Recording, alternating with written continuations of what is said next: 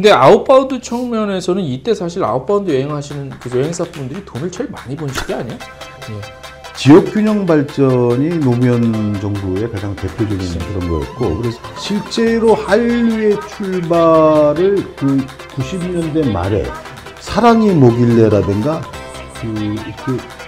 이때부터 한류가 본격적으로 시작이 되는데, 한류를 관광으로 태우기 시작하는 게 노무현. 아까 그 아웃바운드가 폭발적으로 늘어났다고 얘기했는데, 업계에서 그런 얘기를 하죠. 정부가 관심이 없으면 폭발적으로 늘어난다.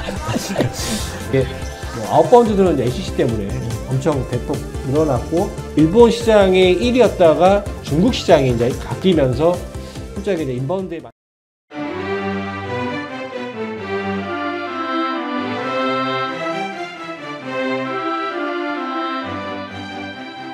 바로 그러면 노무현 정부로 넘어가겠습니다. 2003년 2월부터 2008년 2월까지고요. 뭐 노력해서 찾아보려 했지만 크게 뭐 눈에 띄는 점 없었고요. 2차 관광진흥계획 5개년 계획 확정 발표했고, 참여정부에서 뭐 의미가 갖는 거 이건 뭐 그냥 하나만 한 소리 같고, 관광사 업종 개편, 여행업, 휴양업, 관광의 이용시설업, 관광사업자 단체 기능 활성화, 뭐 이런 자격증 뭐 이런 것들이 좀 있었고, 동부가 관광, 남부 관광 이것도 뭐 그냥 그거고, 여행 계약 방법 구체화, 광고 표시 명확화 있었고, 뭐 그다음에 일본, 중국은 역사 문화, 일본은 쾌적한 인프라, 동남아는 해양 자원 등 그런 거에 비해서 우리나라가 이런 거 굉장히 미흡하다라는 지적이 좀 있었고요. 지적은 잘했는데, 제가 평가하기엔 지적은 잘했는데 그렇게 뭐 우와 이 정도의 대책은 뚜렷이는 저는 없는 것 같아요. 제가 보기엔. 왜 그랬지? 제가 먼저 한번 네, 얘기하면, 실제로 예산도 많이 늘어났어요, 노무현 정부 때. 아 그렇습니까? 예, 예산도 늘어나고, 뭐 조직도 실제로 이제 DJ 때 늘어나고 계속 유지하면서 했는데, 유지하고. 아마 그 노무현 정부의 정책 쉽게 얘기하면 기조가 이게 지역 분권이지 않습니까? 그렇죠. 그러니까 그런 예산들을 다 그냥 지역으로 주는 거죠. 그러니까 중앙 정부가 다 집행하는 게 아니라 지방 정부가, 그러니까 분권이라는 거는 말 그대로 권한도 가져가려면 예산도 자기 마음대로 써야 되지 않습니까? 뭐 중앙 정부가 여기에만 써라, 여기에만 쓰라 딱 주는 거는 솔직히 지방 그거는 뭐 분권이 아니잖아요. 그냥 대행하는 거지. 이러다 보니까 좀 그런 거고, 이제 아마 노무현 정부 때 지역 균형 발전 막 이런 것들 되게 강조했지 않습니까? 특히 이제 수도권에 너무 쏠림 현상들을 하면서 이제 뭐 행정수도 얘기도 나오고, 네. 그러다 보니까 이제 이게 예산은 많고 이랬는데 이게 다 지역으로 하다 보니까 실제로 이제 뭔가 이렇게 딱 드러나 버리는 뭔가는 좀 없는 것 같고, 그러다 보니까 제가 보기엔 노무현 정부 때 정책들은 그런 것 같아요. 저소득층들의 좀 관광 기회를 좀 어떻게 보면 참여 정부잖아요. 그러니까 참여를 좀 확대하는 방안, 뭐 그런 것들이 좀 이전 정부랑 좀 다른 점이 아닌가. 예, 그래서 약간 좀 어떻게 보면 복지 관광이라든가 뭐 저소득층들의 뭐 이런 참여, 그래서 뭐 여행 바우처라든가 뭐 이런 것들에 대해서 좀 더 좀 많이 강화하는 뭐 이런 좀 시대였다고 생각을 합니다. 근데 아웃바운드 측면에서는 이때 사실 아웃바운드 여행하시는 그 여행사분들이 돈을 제일 많이 번 시기 아니야? 엄청나게, 그러니까 두 자릿수로 확대되던 시기였죠. 이 시기가. 그런데 그에 비해서 관광 정책은, 그러니까 없어도 그렇게 뚜렷하게 없어도 될 만큼 뭔가가 막 인바운드건 아웃바운드건 뭔가 막 이렇게 막 올라올 때였나요?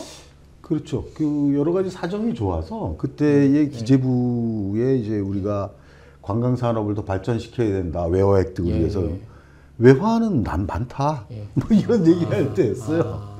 그때가. 그래서 그런 것들이 그렇게 절실하진 않았고, 우리 최 국장님 말씀하신 대로 지역 균형 발전이 노무현 정부의 가장 대표적인 그런 거였고, 그래서 기업 도시, 이 관광형 그 기업 도시, 그러니까 관광 레저 도시 추진 기획단이라는 걸 설립을 하죠. 그래서 이때 거의 20-30명의 공무원이 확충이 되고, 예산이 뭐 당연히 어마어마하게 그 늘어나기도 하고, 또 2005년에 이런 일이 있었다면 2007년에는 관광국의 명칭을 바꾸게 됩니다. 관광산업본부로 바꿔요. 기억하시는지 모르겠어요. 산업 어느 부서예요? 모철민 문체부? 네네. 그래서 관광산업, 예전까지는 관광자원개발 중심적 사고가 관광산업이라고 하는 이 인더스트리라는 개념의 어떤 정책 전환을 확 한 거죠. 그리고 이때의 그 관광산업본부장을 민간개방직으로 공모를 했죠. 그 당시. 예. 근데 물론 이제 공무원 출신이 될 수밖에 없는 그 캐리어가 그렇기 때문에 그래서 그렇게 됐지만은 실제 내놓기는 민간개방직으로 그 당시에 내놨었고 그래서 뭐 여러 사람들이 이제 응시를 했고 뭐 이런 것들이 상당한 인식의 변화를 보여줬고요. 아까 우리 최 국장님이 이제 그 DJ 정부 때의 그 일본에 대한 그 문화 개방 이런 것들이 있었고 실제로 한류의 출발을 그 90년대 말에 사랑이 뭐길래라든가 그 이렇게 그 춤추는 그 클론 네, 맞아요. 90년대 이런 말. 것들이 있었죠. 그래서 이때부터 한류가 본격적으로 시작이 되는데 한류를 관광으로 태우기 시작하는 게 그러네요. 노무현 정부 네, 때부터라고 맞아요. 그러네요. 보여요. 그걸 예. 관광으로 이제 그 숫자로 도입하게 되는 것들이 이때부터고 또 김대중 정부의 금강산 관광 부분이 이제 개성이나 백두산으로 확대가 시도되는 것들이 바로 또 이 시점에서 벌어진 일들이죠. 실제로 저도 이때의 이 시기에 평양에 2번 다녀왔던 기억이 있습니다.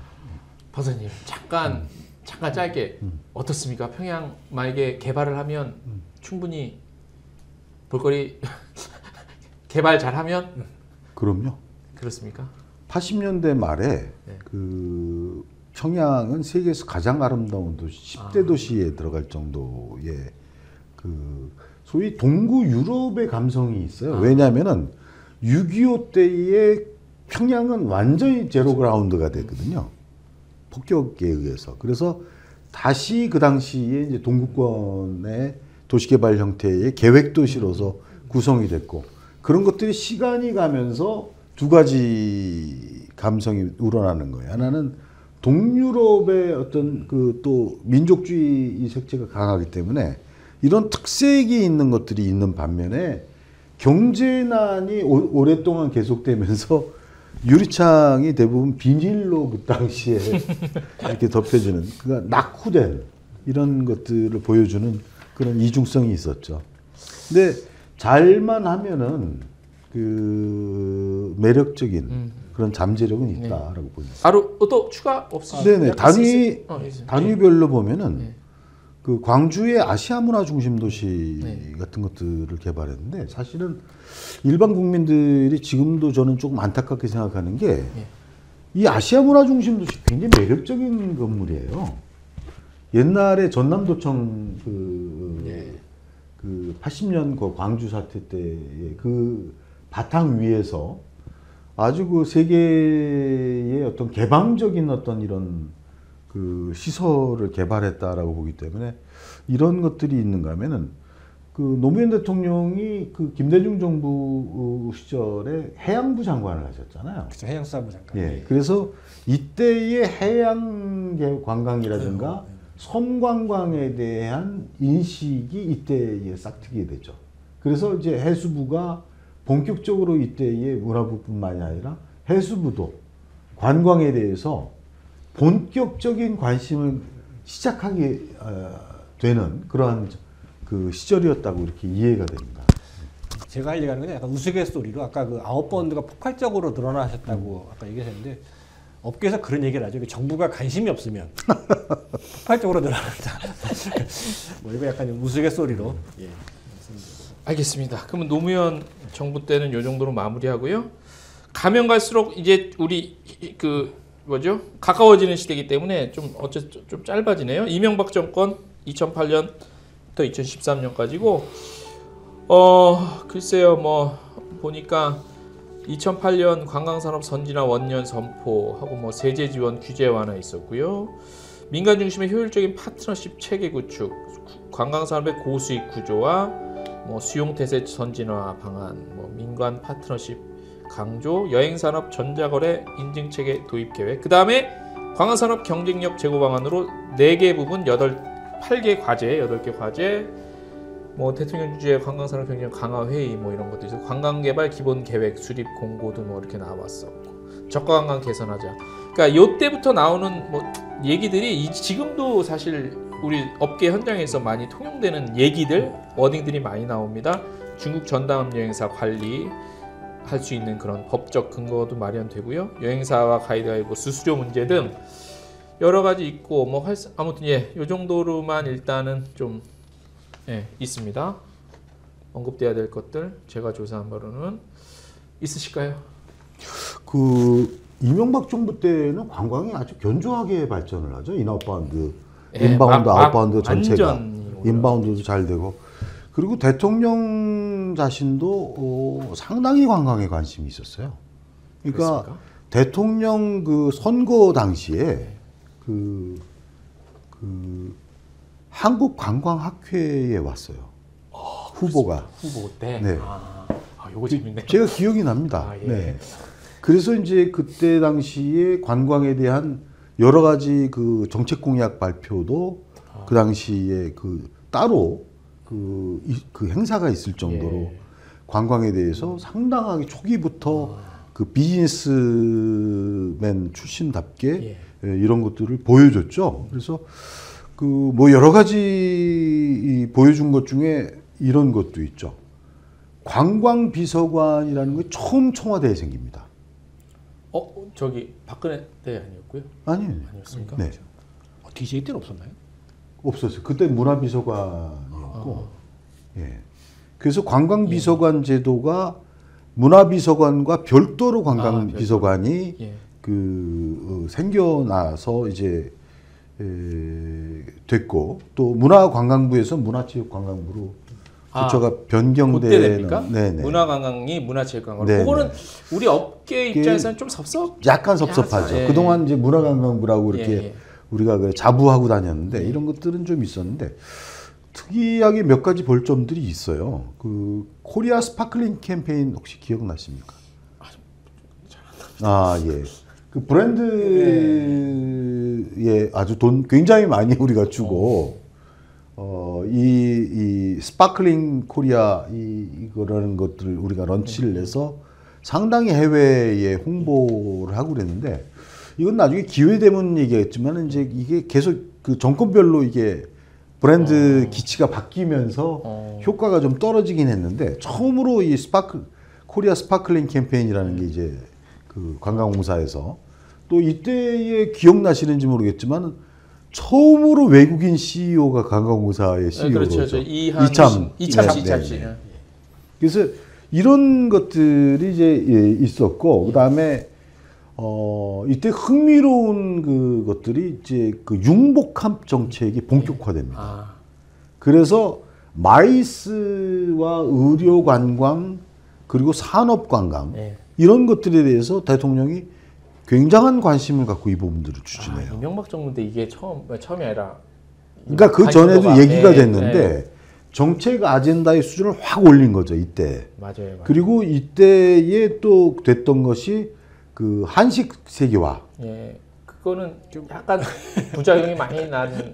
부작용은 많지만 여사님께서 지금에 와가지고는 K푸드가 지금 세계화되는 거로 보면은 이때의 기틀을 닦은 겁니다. 연결고리가 과연 그거 좀 약하지. 아니 있죠. 왜냐하면은 한식 세계화의 배경은 사실은 그 FTA라든가 이런 그 관세 장벽들이 철폐가 되면서 한국의 농어촌가가 굉장히 그 위협에 노출되면서 한식을 선진화하고 한식이 펼쳐지게 되면은 우리의 농어촌 수산물들이 수출의 길이 열린다고 했기 때문에 이게 열린 거예요. 그러니까 과정상에서는 여러 가지 이제 여러 가지 잡음들이 좀 있었지만은 사실은 푸드 투어리즘이라는 거는 뭐 그 이전에 미식 투어라는 것은 세계적인 현상이었어요. 그렇죠. 선진 어떤 현상이었기 때문에 이때에 시작한 것이 지금 한국의 음식이 펼쳐지게 되는 그런 그 기반을 마련했다는 측면에서 결코 우리가 간단하게 보고 넘어갈 수는 없는 그런 상황이고. 그거는 저도 놓쳤네요. 네네. 또 하나가 이건 사실은 그 대통령한테 제가 직접 보고자로 나서고 이런 게 했던 재밌습니다. 이런 거. 그 지방의 면세점을 수립해야 된다. 그런데 이때의 그거를 제가 그 필요성을 그러니까 이 당시에 어떤 일들이 있었냐면은 외국 관광객들이 들어오면은 전부 밤에 오는 거예요 서울로. 네. 면세점이 없고 막 이러니까 쇼핑이. 한국의 그 당시에 세계 그 면세점 시장의 1등이었잖아요. 네. 그래서 이 면세점이 없다 보니까 이제 오게 되니까 지방의 면세점을 그 만들어야 된다라는 걸 보고를 했고 네. 그래서 대통령 지시로 해서 이게 이제 지방의 면세점을 만들려고 그러는데 이게 문제는 뭐냐면은 어느 단위에 만들 거냐에 대한 서로 합의가 없었던 거예요. 당이요? 어느 범위. 아 범위. 예. 그러니까 저희가 생각할 때는 초광역권 정도의 유효한 그런 거였는데 네. 관세청에서는 그냥 시도 단위로 풀어버린 거예요. 그러니까 시도 단위에서는 성립이 조금 어려운 네. 거였거든요. 그리고 이 면세점이 들어가면서 지방의 관광 자원과 어떻게 결합할 거냐에 대한 구체적인 모델링이 안 돼 있는 거예요.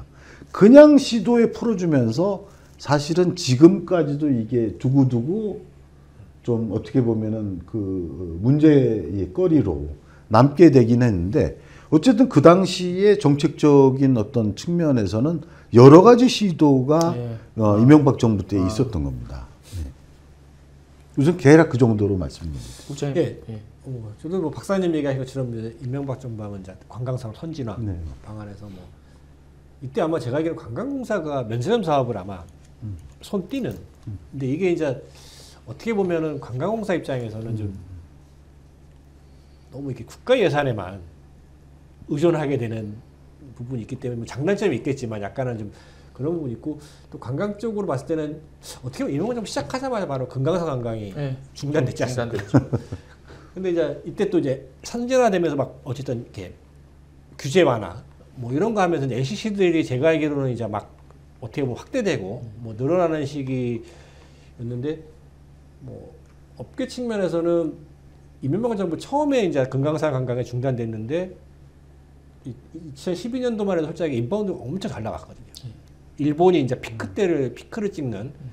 근데 이제 이때 이제 8월달에 광복절에 독도 발언 때문에 갑자기 그 일본이 인바운드가 완전히 이렇게 그냥 훅 이렇게 좀 강화하는. 그래서 업계 입장에서는 좀 아쉬운. 예. 그 시작과 거의 끝날 때쯤이 약간 좀 업계 입장에서는 좀 안 좋은 부분이었고 그러다 보니까 이제 이게 뭐 아웃바운드들은 이제 LCC 때문에 엄청 대폭 늘어났고 반대로 인바운드도 뭐 제가 알기로는 계속 늘어났거든요. MB 때도 계속 늘어났는데. 늘어났어요.